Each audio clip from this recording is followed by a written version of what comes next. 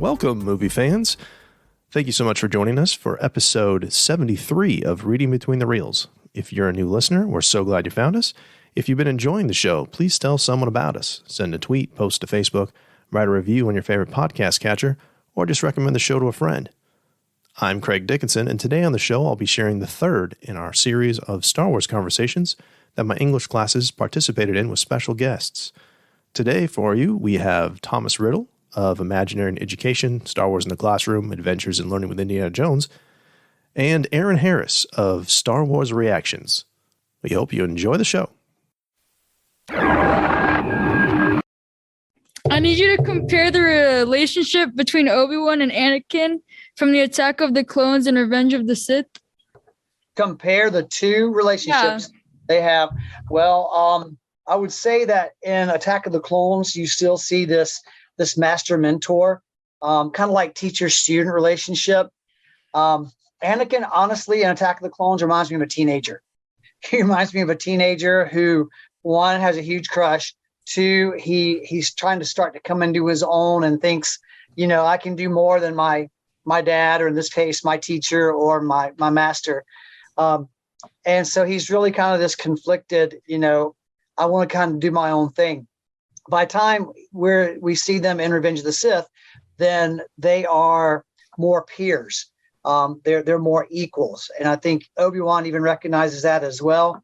And, at that point in time, I think that is where Anakin now absolutely has grown into himself, seen himself as somebody that's either equal to or far superior to Obi-Wan. Alrighty. I see them more as brothers in that one than in Attack of the Clones. They're more like teacher-student. Alrighty. Thank you. Thanks. Why was the film set a long time ago? Well, honestly, when Lucas was writing this, he was heavily influenced with mythology and really with fairy tales. And so that was one that a long time ago in a galaxy far, far away is the same introduction to a fairy tale as Once Upon a Time in a Land Far Away. All right, what you got? Why does Princess Leia's accent change? Because she's an actress. There's kind of a loss in continuity there. She actually talks about that in an interview once for in A New Hope, that they really kind of wanted her to have this sort of this almost British accent, which indicated this higher class or whatever. But she was getting sort of different direction, and it finally just slipped away. Did you catch that, or did you catch that yourself? What did you think about that? Did it throw you off any at all, or it didn't? Did it change her character for you at all? Mm-mm. Yeah, well, I think that's okay. I'll blow your mind a little bit too. If you guys know Jurassic Park, if you've seen Jurassic Park, Sam, Craig, help me. Sam Neill. Dr. Grant has two different accents in that as well. Go back and watch that movie. And he talks about that actually. Spielberg had him change his accent right in the middle of production. And so he has this kind of really weird, because he's Australian, but it has this really weird accent. So anyway, it was just a director's choice, but by George. So. Okay, thank you. Yep, you're welcome. For A New Hope, why do you think the plot follows the droids at the beginning? Well, that's a great question. George Lucas was a huge fan of a Japanese filmmaker named Akira Kurosawa. And Kurosawa had this practice of telling the story through the eyes of common people. So we have heroes, right? So you're always going to have, say, Captain America and Iron Man, right? Or you're going to have Luke Skywalker and Darth Vader. But to Kurosawa, what was interesting is how does the common people see these big events going on around them? And so in a movie called The Hidden Fortress, which was one that was a Kurosawa film that that Lucas loved, he very much based R2 and 3PO on two peasant farmers who became soldiers, who were forced to become soldiers. And so you see this great, big, grand story of heroes and villains, but you see it kind of through the eyes of these two common people. So that was really where the droids came from. And I as a storyteller, I think that's a really cool way of telling a story, especially when you see that the droids go all the way through. So there's continuity through all the films. It's a great question. That's cool. Hi. Hi. Okay. How is Anakin's loss of his mother impacting on his current decision making? Oh, wow. So anyone who's lost a loved one understands how hard that is. But you have to think, especially in Anakin's case, he had no one else that really he was allowed to love or could love. Remember, Anakin came to the Jedi Order as older. He wasn't taken as a baby or given as a baby, and therefore he had a long time to develop a deep relationship with his mom until he was like 9 years old. And so those mother-son bonds are hard to break. And so when he saw that, when he experienced his mother's death, he saw that, I have all this power, but I couldn't do anything to save her. And so in a way, Anakin begins to blame himself and says that will never happen again. That's very important, actually, because who's the next person closest to him that he thinks he may lose? He's lost his mother. Then who's after that he loves that he might lose? Padme. And so he's experienced that kind of loss before, and he's convinced he will never let it happen again. And so that's where he really kind of starts down that path to the dark side. But good question. Thank you. You're welcome. Why does Ben say, if you strike me down, I will come back? If you strike me down, I will become more powerful than you can possibly imagine. One of my favorite lines in all of Star Wars, because he knows something that Vader doesn't. He knows the secret to connect to the Force in a way that he doesn't become one with the Force, and just like he can come back as a Force ghost. That's knowledge that Vader doesn't have. That's knowledge that that was only just recently discovered. Now, we didn't know that in A New Hope when I was a kid. We just, Obi-Wan had some, secret power or something, some insight that nobody else knew. But we know that now it was Qui-Gon that discovered the ability to still come back and appear even after you're dead through the Force. And so we see at the end of the TV show Obi-Wan, him teaching that. We actually saw in Clone Wars where Obi-Wan teaches Yoda, not Obi-Wan, Qui-Gon teaches Yoda how to do that. So this is kind of a secret weapon, because Obi-Wan knows that right now, in the present, in this physical form, in this fleshly form, that I can only be in one place at one time. So I can only teach Luke wherever I am with him. But through the Force, I'll be able to appear anywhere he is. I can always be with him. And so that is a really powerful teaching tool or tool for continuing to teach Luke. And so Vader has no idea what he's talking about. And so when he sacrifices himself, he knows exactly what's about to happen. He's going to actually transition into a form that's now going to be more powerful, to be more powerful than Vader could ever imagine, because Vader has no concept of that. He thinks he knows it all. That's the downfall of people who are arrogant. Thank you. You're welcome. Why does Anakin turn to the dark side?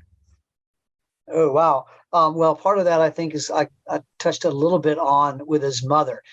It was a slow fade going towards the dark side. Anakin felt that when he loses his mother, again, he loses something that he cares very, very much about. And he knows he's powerful. He knows he has all this potential. And that hurts him terribly. So when he begins to have these dreams that we later find out that Palpatine is the Emperor is making him have these dreams of Padme's death. He actually was kind of foreseeing what was going to possibly happen at his own hand with her dying in childbirth. But the Emperor was manipulating him, knowing that Anakin had these attachments to things he loved. He's the one that's the Emperor set kind of put those two together anyway when he made an Attack of the Clones, when he had Padme be protected by Anakin. When it was just the two of them. So he really does not want to lose again anybody that he loves. And so in his mind, he'll do anything at all to save her, which means that he even sold his soul to the Emperor. So it was a misguided attempt to protect the one he loved. Thank you. Yeah, thank you. Why does Yoda initially hide his identity from Luke? Because it's funny. I mean, it's hilarious. It was really a test for Yoda to see Luke's level of patience, because he knows that Luke's had no training. He's way, way older than any other Jedi would typically be to be trained, much more so than his father. And one of the things that he knows that one of the qualities he knows that Luke's going to have is patience. And so he is doing everything he can to test Luke's patience when he's acting like this, kind of like reminds me of Dobby from Harry Potter. When he's acting like this, crazy little wizard man, and an annoying man who seems very small and insignificant. And Luke says, "I'm looking for a great warrior," and so he doesn't see anything in Yoda that would make him great. So he's teaching him a lot of lessons. One, he's teaching him patience. Two, he's teaching him not to believe his preconceived notions about the way things are. So I think it was a great storytelling tool. Thank you. Yeah, thank you. What do you think about the relationship between Qui-Gon and Obi-Wan? I think it was a really strong teacher mentor type of relationship. I think that Qui-Gon really cared about his Padawan, really cared about his student, and I think what he was doing with Obi-Wan is that there's a line where something that he says in Phantom Menace, where he sees that Obi-Wan will be a much greater Jedi than he is, and that's what you want as a teacher or a parent. We want you as students to go far beyond anything that we did. Okay, we want you to be smarter, to be more successful, to be happier. That's what we want. We want you to move beyond where we are. Same thing with parents. And so Qui-Gon looks at Obi-Wan and has really developed him and sees this great potential in Obi-Wan that he doesn't yet even see in himself. And so I think Qui-Gon was a terrific teacher. The other thing I think about that is that Qui-Gon saw things that others on the Jedi Council did not. And so it's Qui-Gon, I think, is in many ways is one of the real heroes of the entire saga, because had it not been for his connection to what he called the living force, no Jedi would have learned how to die and still come back, which was instrumental in Luke destroying the Death Star, in Luke getting his training, going to Dagobah. I mean, it was Obi-Wan coming to Luke with that knowledge that Qui-Gon has passed on. So I think they were a really strong teacher-student pairing, and I think Qui-Gon was an incredible teacher. Thank you. Thank you.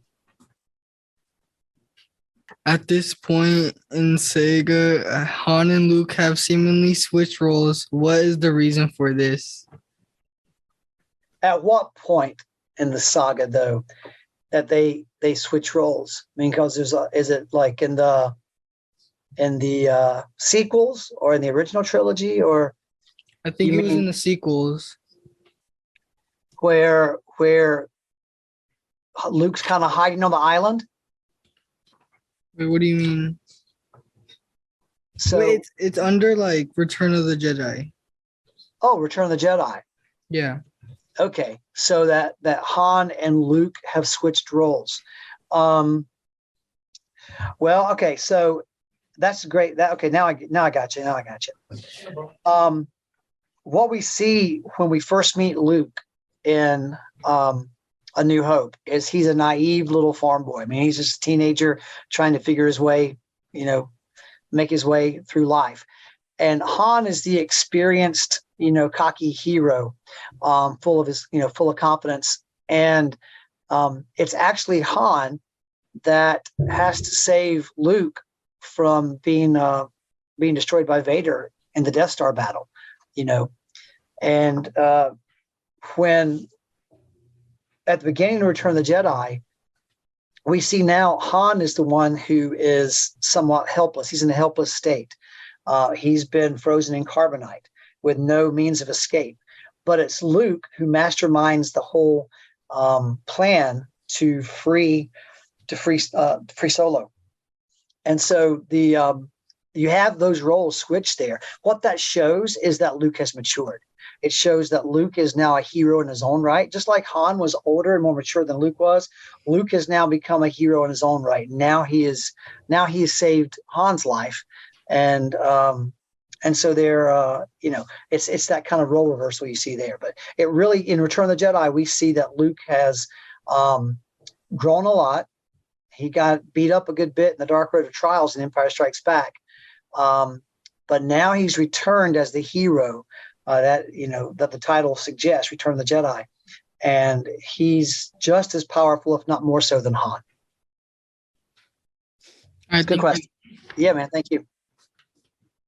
In the Empire Strikes Back, why do you think Darth Vader is obsessed with finding Luke?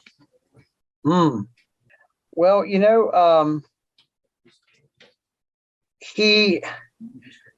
when I was a kid, we didn't have all this backstory now that we have through the comics and such, that Vader realized or learned that Luke was his son. And now through the comics, we've learned, and some other stories, we've learned that Vader learns earlier than we thought that Luke was his son. When I was growing up and we were watching these as all of us the first time originally, it seemed like he was after him for revenge. He was hunting him down because, hey, you blew up the Death Star, you're this big bad hero now, and I'm coming after you because you hurt the Empire.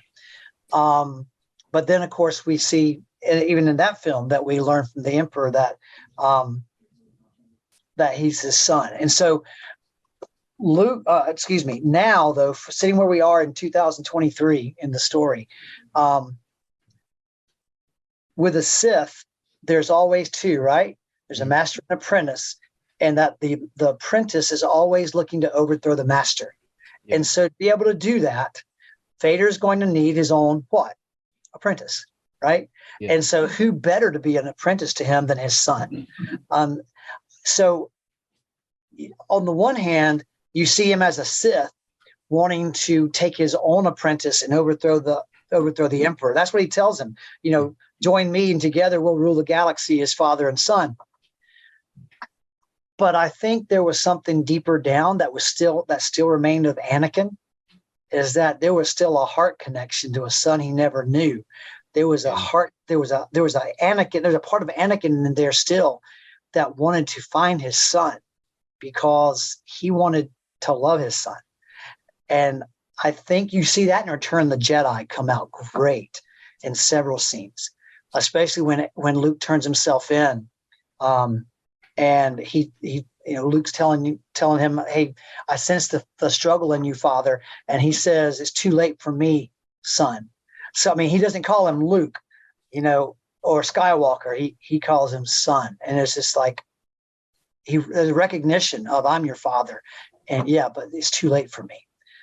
And so yeah, I love that. I think on the surface he's wanting to overthrow the Emperor, the Vader side of him, but the Anakin side of him wants to find his son and reconcile. So my thoughts. Okay, thank you.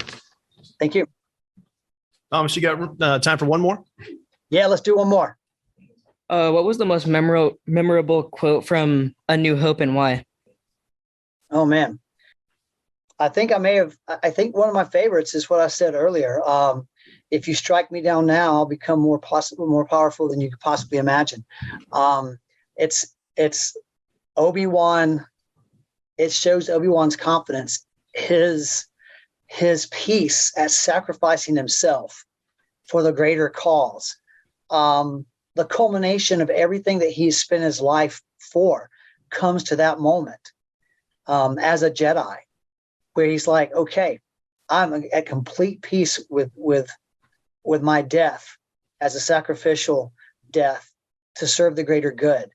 And this confidence and assurance that, you know what, I know exactly what's going to happen after I die, and I'm completely okay with that.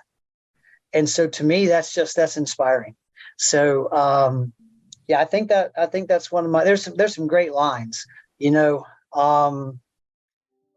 but I think that's probably one of my favorites. 3PO and R2. I mean, 3PO has some really cool ones. Don't call me a philosopher. There's a mindless philosopher. You overweight glob of grease. Now get in there before somebody get out of there before somebody discovers you. I mean, there's all kinds of little banter like that. But the one I told you, I think that's my favorite. Okay, thank you. If you could have specific character have their own spin-off series, who would it be? I would like to see a spin-off with Alexander Kallus from Rebels. He was a rebel. He was an Imperial officer. Then he became a rebel, a spy for the rebellion, and then joined the rebellion. So I would like to see his story fleshed out a lot more in a spin-off. Okay. Bye. Hi. Luke, go to the dark side. They didn't have enough cookies. It was probably very tempting for him. He had all the opportunity in the world. To give in to the dark side, to let go of all his restraints and let his anger and emotions take over. But it took more strength to resist and contain himself. So I think in the long run, he knew what happened to his father. He finally got to meet Vader face to face and have those conversations with Vader the few that he didn't have. He knew he couldn't get into the way his dad did. He had to save his father, and the only way he could do that was by holding on and not giving in to the dark side. So that's why I think he never gave up to do it. Thank you. You're welcome. Hello. All right, I have a what if question. So, okay, in the Phantom Menace during the battle with Qui-Gon, Kenobi, Darth Maul, what if Kenobi had died instead of Qui-Gon? Ooh. We would have a very interesting story at that point.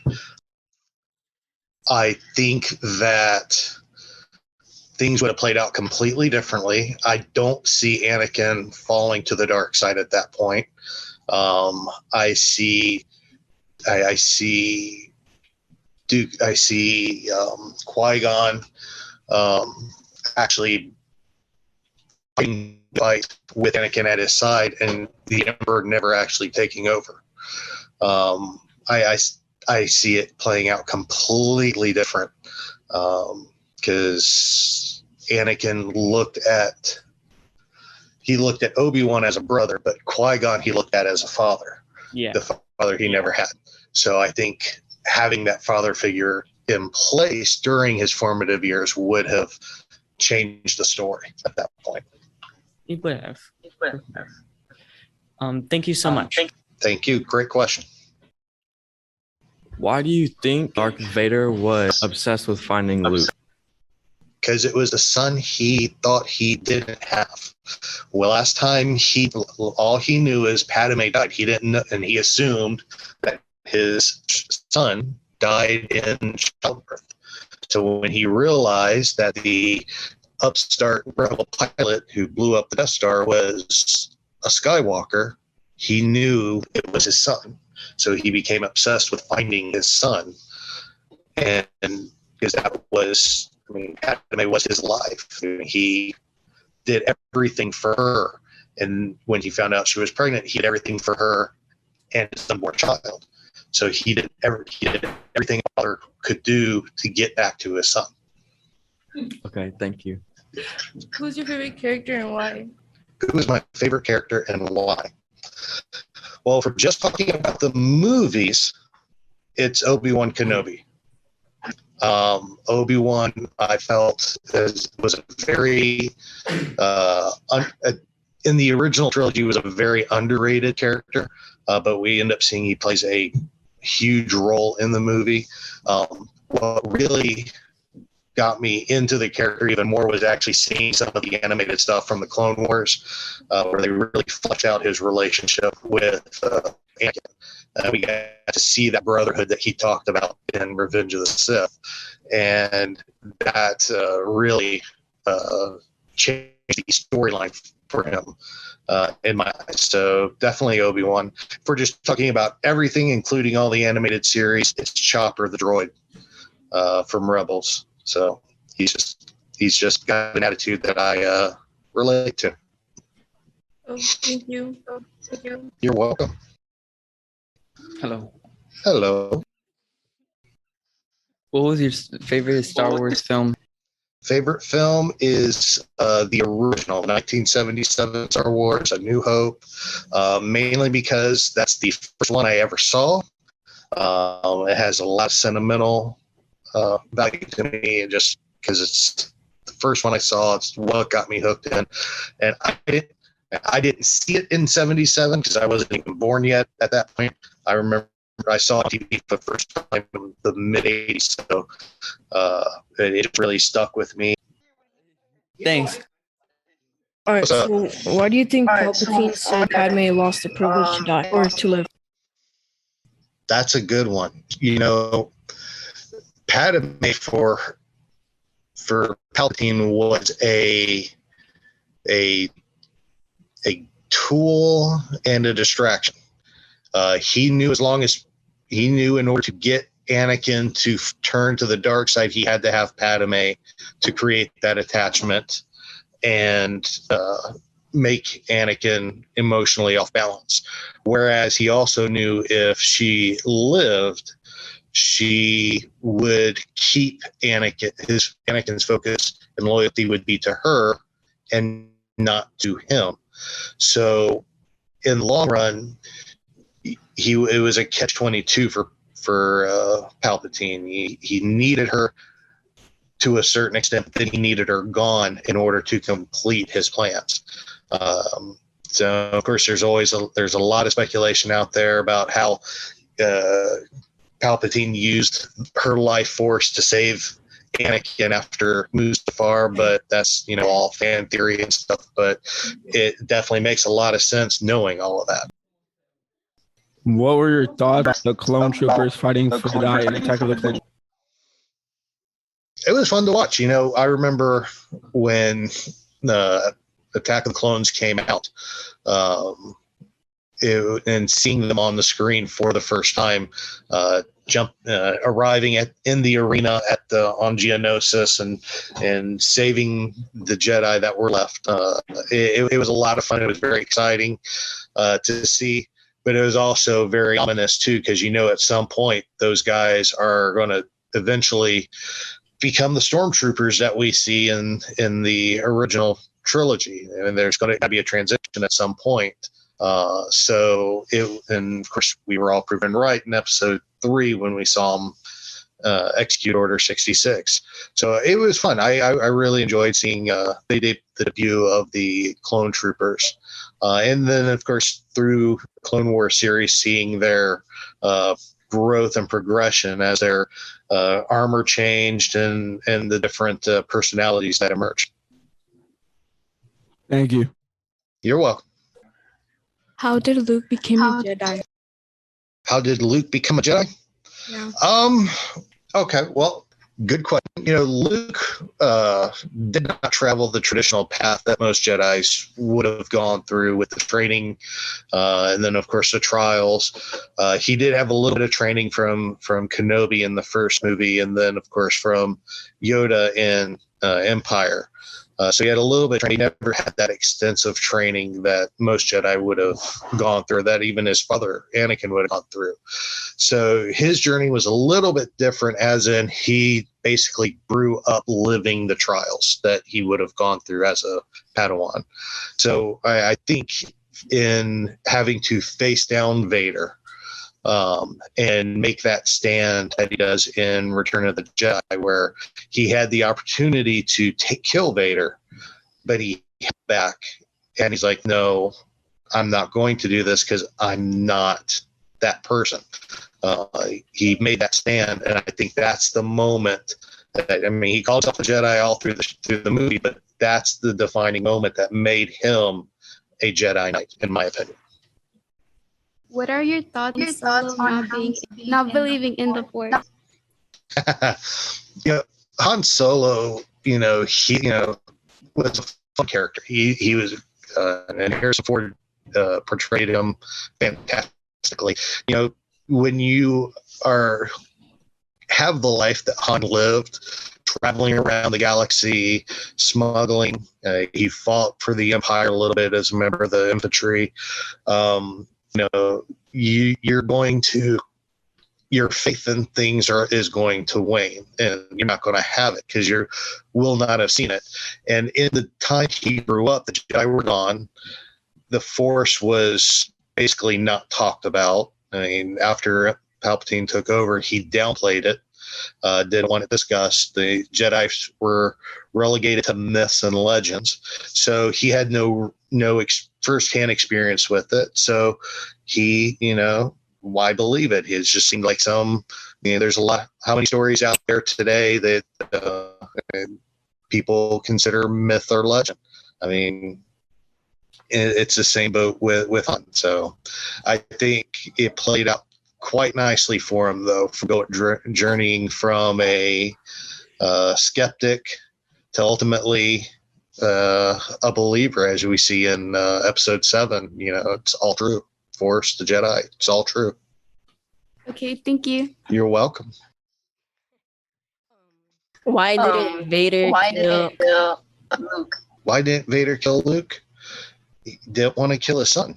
He'd been looking all over the place for his son that he thought was dead already. And deep down inside, and even Luke knew this, he knew Vader would never harm him. One, because this is his father, but two, the attachment that Anakin / Vader had with Padme never would have stood for him doing what he did. And now he has Luke. Luke is his one connection to Padme.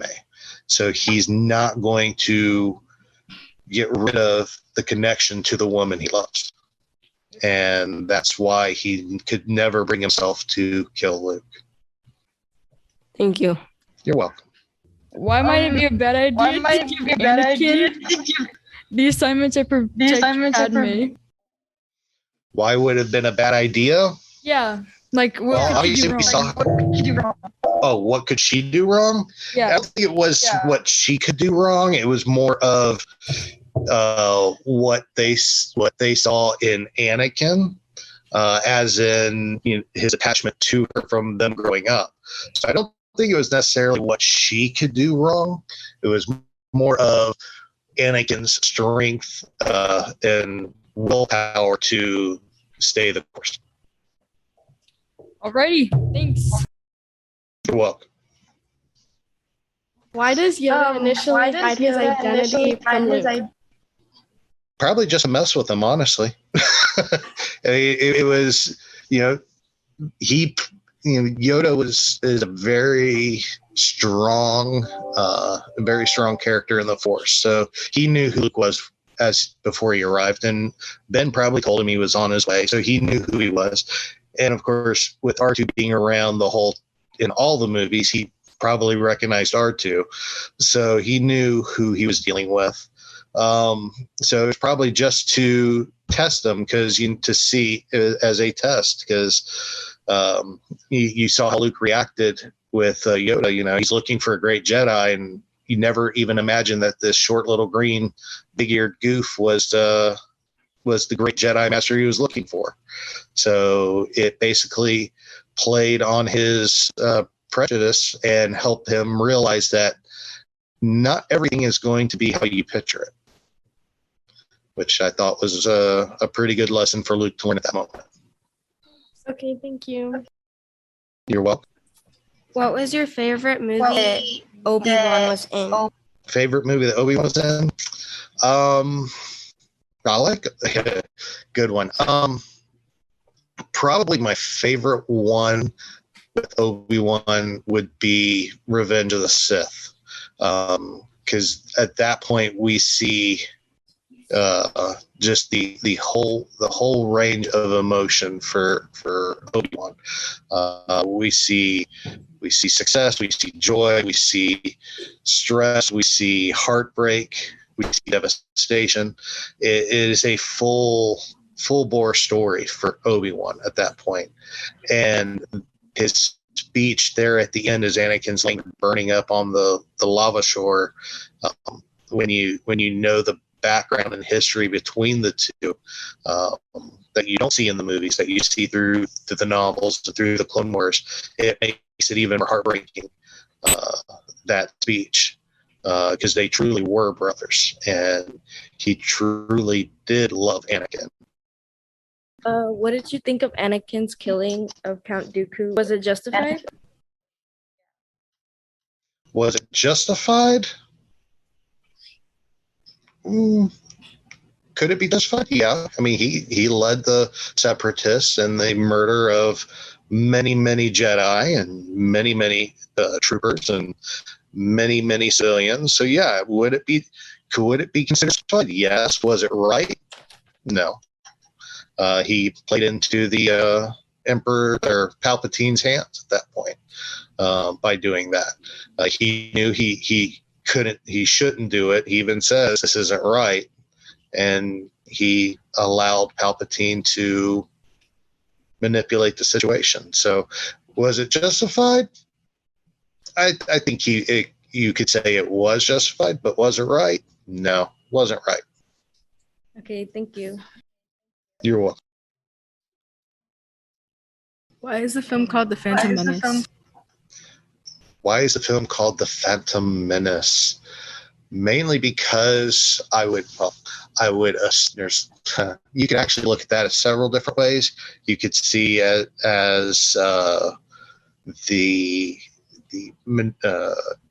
and mainly the way I look at it is Phantom Menace, of course, is Palpatine hiding in the background, pulling the strings to get in position to become the Chancellor and create the chaos he needs to become the Emperor. You could also look at it as the fact that we're seeing Anakin for the first time. He is that Phantom Menace that's coming as he is going to become Darth Vader. I mean, there's a couple different ways you could look at that, but I tend to lean more on the Palpatine being the Phantom Menace, and that's why it was called that, because we basically set him up to create the chaos he wants to lead the galaxy. Thank you. You're welcome. What was your favorite fight in the Star Wars movies? Favorite fight in the Star Wars movies? Very easily, hands down, it was the fight in The Last Jedi between Rey and Kylo Ren versus the entire Praetorian Guard. That was just so visually stunning and so well executed. It became my favorite the first time I saw it. And I haven't seen one match it to date from the movies. Okay, bye. Bye. So as we close, we just want to say thank you so much for listening. If you'd like to connect with us, you can find us on Twitter and Facebook, email us at readingbetweenreels@gmail.com, or use the SpeakPipe app on our website. If you enjoyed the show, please tell a friend and support us by writing a review on your favorite podcast catcher.